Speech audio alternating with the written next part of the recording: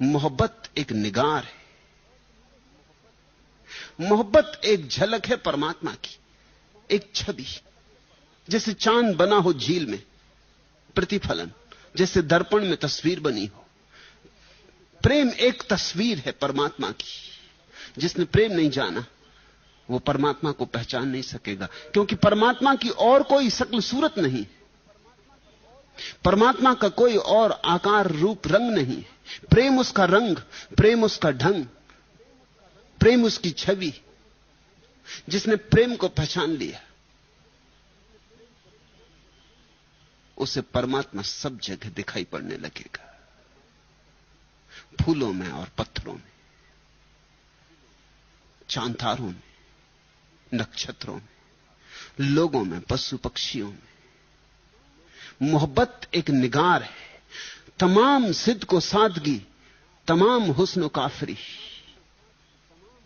तमाम सोरिसो खलस, मगर बतर्ज दिलबरी, शिकस्त जिसकी बरतरी।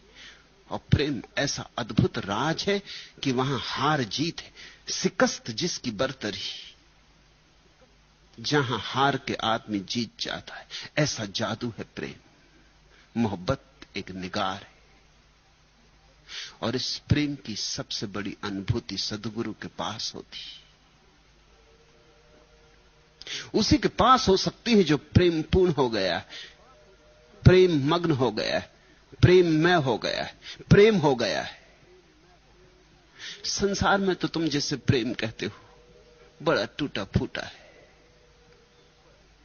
खंड खंड है, बड़ा विकृत है, हजार विक्षिप्तताओं में दबा है, हजार गंदगियों में दबा है, हजार तरह की धूलें उस पर जम गई, हजार बाधाओं में पड़ा है। जिसे तुम संसार में प्रेम करते हो वो तो कारागृह का कैदी। सद्गुरु में जिस प्रेम को तुम देखते हो वह मुक्त आकाश का पक्षी है। उसी के साथ प्रेम हो जाए तो तुम भी आकाश में उड़ने का साहस जुटा पाते हो।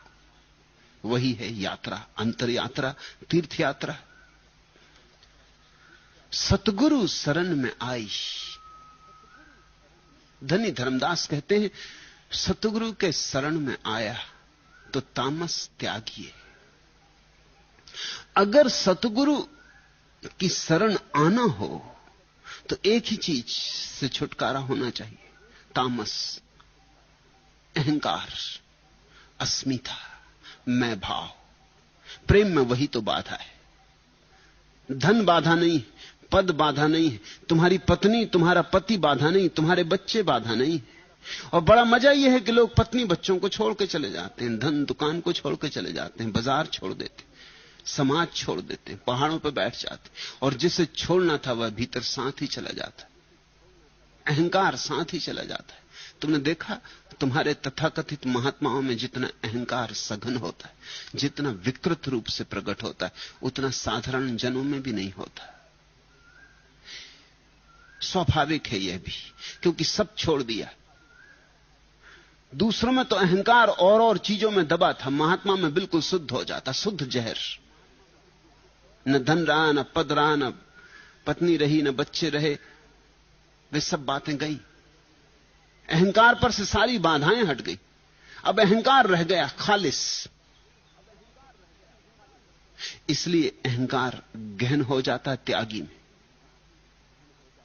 और भक्ति के पहले कदम पर ही उसे छोड़ देना होता है, समझ लेना होता है।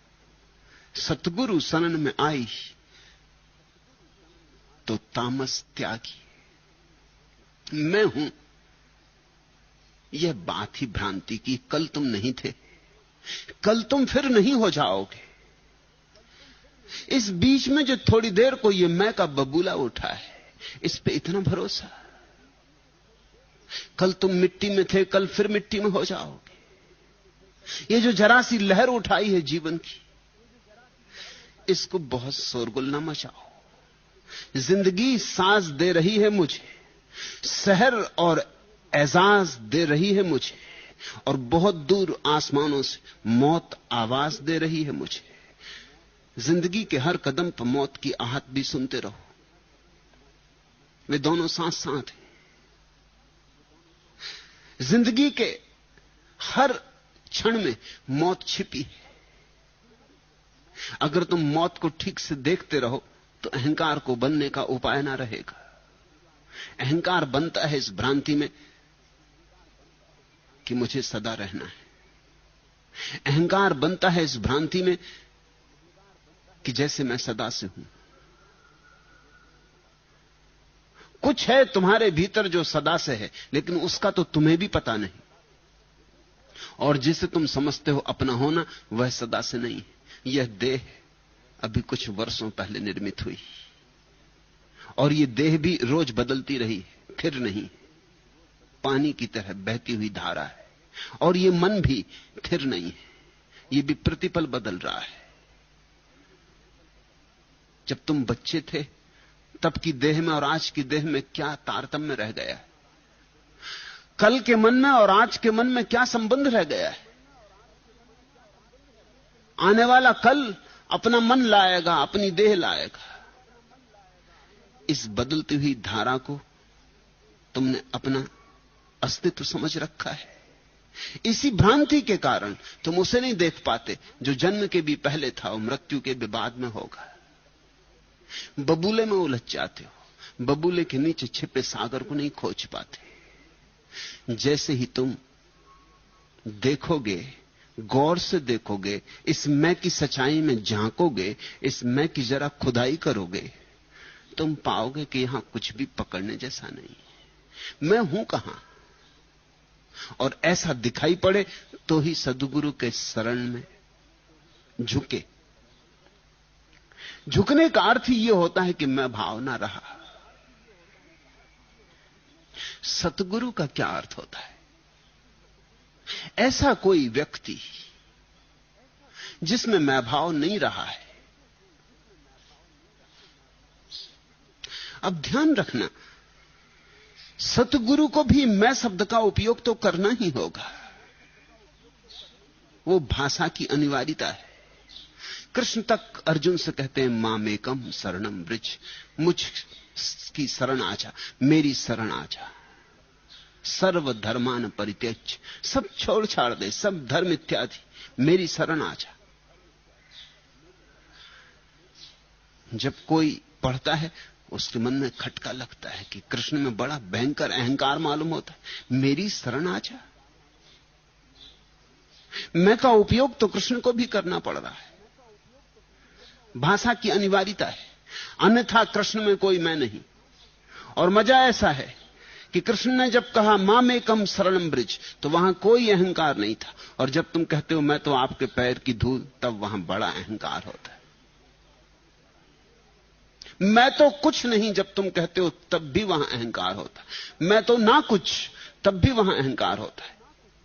इसलिए सवाल यह नहीं है कि मैं का उपयोग करोगे कि नहीं, सवाल यह है कि मैं को भीतर निर्मित होने दोगे कि नहीं। मैं को भीतर देख लेना अस्तित्वहीन है, सारहीन है, व्यर्थ की चिंताएं लाता है, व्यर्थ के उपद्रव खड़े करता है, जीवन को कलह से और नरक से भर देता है। जिस व्यक्ति को ऐसा दिखाई पड़ गया है उसको हम कहते हैं सद्गुरु। और उसके पास अगर तुम भी झुक जाओ तो जो उसे दिखाई पड़ गया है वो तुम में भी उतर जाए। उसके पास तुम बैठ जाओ तो जो उसे हुआ है तुम्हें भी होने लगे। तुम्हारा भी रंग बदले, तुम्हारा भी ढंग बदले। उसकी आभा तुम्हारे भीतर सोई हुई आभा को जगाने लगे, उसकी पुकार तुम्हें सुनाई पड़े। देखा तेरे कूचे में जो नजारे जन्नत, जन्नत में न देखा तेरे कूचे का नजारा। जिसकी गली में, जिसके आसपास, जिसके सानिध्य में स्वर्ग की तुम्हें पहली दफे थोड़ी सी झलक मिले, एक क्षण को सही, एक क्षण को पर्दा हटे, वही सद्गुरु।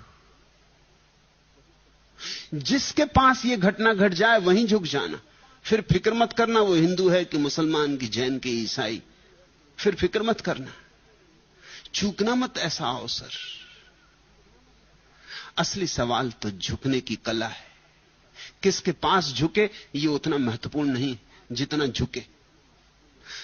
ऐसी घटनाएं हैं इतिहास में कि कभी कभी कोई व्यक्ति ऐसे व्यक्ति के पास झुक गया जिसको अभी खुद भी नहीं मिला था, लेकिन उसका झुकाव इतना परिपूर्ण था कि गुरु को नहीं मिला था लेकिन शिष्य को मिल गया, झुकने की वजह से मिल गया।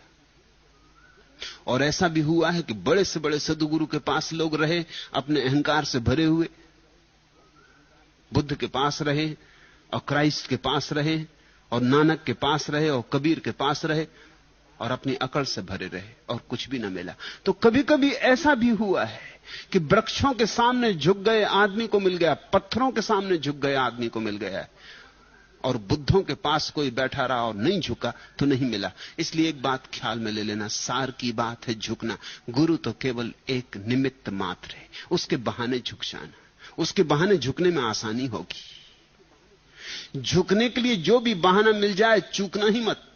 समझदार का यही काम, जहां झुकने का बहाना मिल जाए झुक जाना। और अगर तुम झुकने के लिए बहाना खोजो तो अनंत बहाने। किसी सुंदर स्त्री को देख के झुक जाना, क्योंकि सौंदर्य उसी का सौंदर्य है। किसी खिलखिलाते बच्चे को देख के झुक जाना, क्योंकि सब खिलखिलाहट उसकी है। किसी खिले हुए फूल को देख के झुक जाना, क्योंकि जब भी कहीं कुछ खिलता है वही खिलता है, उसके अतिरिक्त कोई है ही नहीं। सूरज के सामने झुक जाना, क्योंकि सब रोशनी उसकी। इस देश में इसलिए तो सूरज भी देवता हो गया, चांद भी देवता हो गया, बादलों के भी देवता हो गए, बिजली चमकी तो उसका भी देवता हो गया। इसके पीछे बड़ा राज है। राज है हमने झुकने के कोई निमित्त नहीं छोड़े। आकाश में बिजली चमकी, हमने वो बहाना भी ना छोड़ा, हमने घुटने टेक दिए जमीन पर, हम अपनी प्रार्थना में लीन हो गए। बिजली चमक रही थी। भौतिकवादी दृष्टि का आदमी कहेगा क्या पागलपन कर रहे हो, बिजली बिजली है, इसके सामने क्या झुक रहे हो। मैं एक घर में मेहमान था, एक ग्रामीण घर में। अब तो बिजली आ गई उस गांव में, बिजली जली, अब घर की बिजली है, खुद ही ग्रामीण ने जलाई और खुद ही सिर झुका के नमस्कार किया। मेरे साथ एक मित्र बैठे थे, पढ़े लिखे डॉक्टर। उन्होंने कहा ये क्या पागलपन, अब तो बिजली हमारे हाथ में है, अब तो ये कोई इंद्र का धनुष नहीं है, अब तो ये कोई इंद्र के द्वारा लाई गई चीज नहीं, तो हमारे हाथ में हमारे इंजीनियर ला रहे हैं, और तू खुद अभी बटन दबा के इसको जलाया है। वो ग्रामीण तो चुप रह गया, उसके पास उत्तर नहीं था। लेकिन मैंने उन डॉक्टर को कहा कि उसके पास भला उत्तर ना हो, लेकिन उसकी बात में राज है और तुम्हारी बात में राज नहीं, और तुम्हारी बात बड़ी तर्कपूर्ण मालूम पड़ती। ये सवाल ही नहीं है कि बिजली कहां से आई, कुल सवाल इतना है कि झुकने का कोई बहाना मिले तो चूकना मत। जिंदगी जितनी झुकने में लग जाए उतना शुभ है, क्योंकि उतनी ही प्रार्थना पैदा होती, और जितने तुम झुकते हो उतने ही परमात्मा तुम में झांकने लगता है। झुको हुआ में ही झांकता है।